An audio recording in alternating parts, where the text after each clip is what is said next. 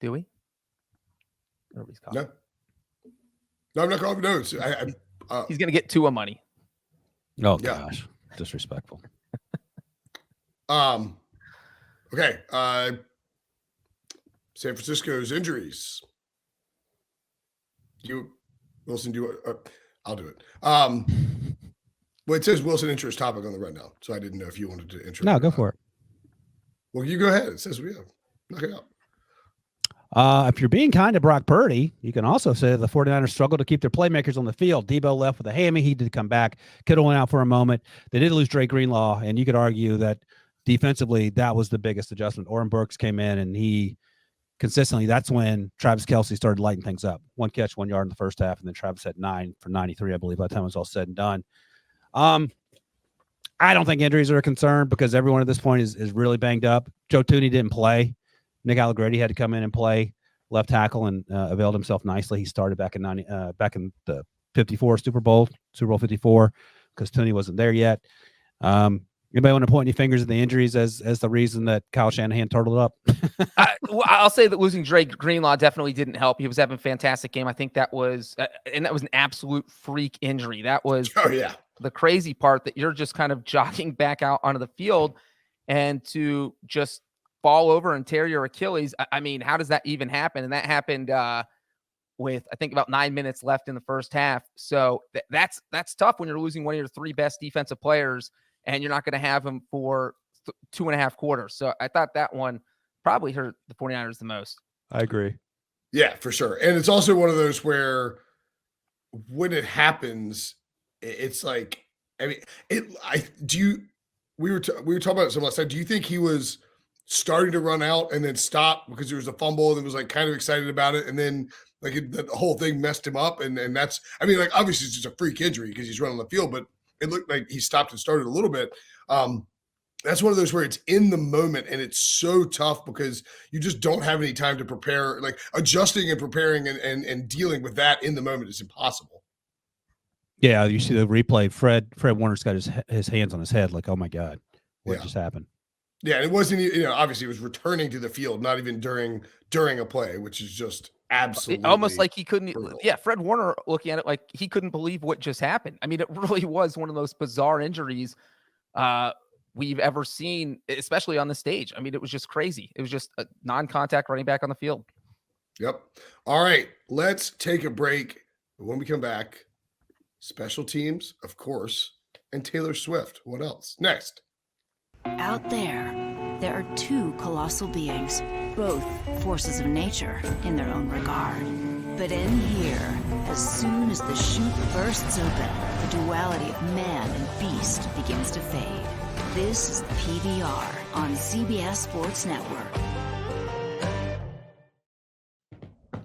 Guys, we're talking about my favorite topic, special teams. I feel like we rarely get to talk about this, especially after a big. You guys push me in the corner. You always give me my time to talk about it, but it's about 10 seconds. We literally had to talk about it without you even there on the show over at Radio Row. And then Brady Quinn hit me in the shoulder and was like, "Breach, you made me talk about special teams. I hate talking about special teams." So shout out Brady. Look. This was one of those games. We saw kickers dominate. We saw punters dominate. We saw one special teams play kind of swing things for the Chiefs. And they played a huge part in this game. And Wilson, I'll ask you first. Do you think this was the greatest special teams Super Bowl of all time? I'm trying to think, like going back, I feel like Washington may have had a kick return early in the 80s.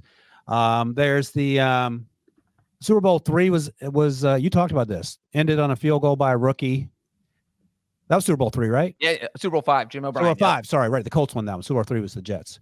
So there's that one. I don't know if there are any great punting performances that come to mind. I think this is it because, we obviously know about the kickers, both setting records ahead of one another. And then the punting was spotless. And I'll be honest, one of the things that made me most jealous watching that game was that the Steelers punter has never hit a ball more than 35 yards down the field. So to see both punters absolutely smoking and changing field position when they had pretty crappy field position, that had a lot to do with, I think, in part, the low score, at least early on. So, yeah, I'll give you that. Brinson, were you bored, or did you find it fascinating that for the first 3.5 quarters, this really felt like a kicker's duel with a little offense sprinkled in there. Well, I was annoyed because you were right very quickly about the broken record in terms of the longest kick ever made in a Super Bowl. And you were right about it twice. And Butker even broke the record that Jake Moody had broken. No, I think the fact that it was Moody involved, given all of his struggles kicking this season and in big spots as a rookie kicker, drafted really high by Kyle Shanahan, I think that added to the pressure of it. And the fact that he executed, I mean, like they didn't lose because of Jake Moody, and I'm kind of glad because that would have been a pretty tough scene. Yeah, Moody he made that extra point. It was blocked. He didn't miss it. Yeah, he did miss it. He hit it low. I'll say this about Moody's game. I would give him an A- because he did become the first kicker in NFL history to make multiple 50-yard field goals in a Super Bowl. When you're kicking from beyond 50 yards in a Super Bowl, the career percentage of every kicker ever in Super Bowl history was 46.7% going into that game.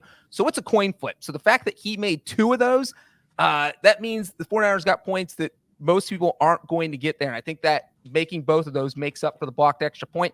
Even if he hits the extra point, it's 17-13. Does anyone not think that Mahomes doesn't go down and get a touchdown, and then Moody kicks a field goal, and then we go to overtime at 20-20 instead of 19-19? So I'm not going to crush Moody just because he hit the 2 50-yarders. I'm not going to crush him over the extra point. We talked about Butker for a while last night with the 4 field goals, including the longest in Super Bowl history at 57. And as I said, if he had hit the game winner, I do think he would have been MVP, but obviously that didn't happen. I do think Mahomes deserved it. And the one thing I did go back and watch because I couldn't just remember how it happened was the 49ers fumble and who was to blame there. And after watching it, I really think it was on Ray McCloud. Darrell Luter, he's the one who got hit by the ball. But when you're the returner, you are the only guy on the return team who is watching the football. The Luter is your blocker. He is trying to protect you. He has no idea where the football is. If the football is landing short, the returner is supposed to yell, Peter, Peter, Peter, and kind of point to where the ball is landing so that his teammates can disengage from their blocks and get out of the way so that something like that doesn't happen. Luter literally has no idea where the football is going to fall. Sometimes in high school and college, you'll see guys on the sideline yell, Peter, Peter, Peter, and point to the football so that it does not hit the defenders. So it's hard to blame a guy who had no idea where the football was going to fall. It's not like he tried to pick it up and run away. Then obviously McLeod had to try and pick it up after it hit Luter's foot. So I'm not sure you can blame Luter a ton for that. It was just completely bad luck. And finally, last thing I'll say, Tommy Townsend, absolutely an unsung hero. Wilson, you mentioned his hold on a 57-yard field goal last night. I didn't get a good look at it last night. Went back, not a great snap. He got it down. And obviously that was a huge kick in the game. He also had a 62-yard punt that got downed inside of the 49ers 20-yard line. So we flipped the field there. In the fourth quarter, he had a 53-yard punt from his own 11 that kind of flipped the field again. So Townsend, Harrison Butker, and then the fumbled punt. It was just a crazy special teams performance by the Chiefs. By the way, Ray McCloud could have also just fallen on the ball. He tried to pick it up, which also yes. Yes. Well, I do give him a little credit for, I think, knowing that the ball had touched the teammate. Like, you're right. She just fall on it instead of trying to pick it up and run with it. But, like, because at first the reaction was on, I think even Nance and Romo were because it was hard to see whether it hit the ball. They were like, what is he doing? Like, you don't touch the ball there. And then it's like, oh, my goodness, he needed to touch the ball. Obviously that's a disaster in terms of special teams. And as we said, yes. the Chiefs scored a touchdown one play later after that fumble with Mahomes to MVS. So that was a huge. Obviously, that was Kyle Shanahan's fault as well.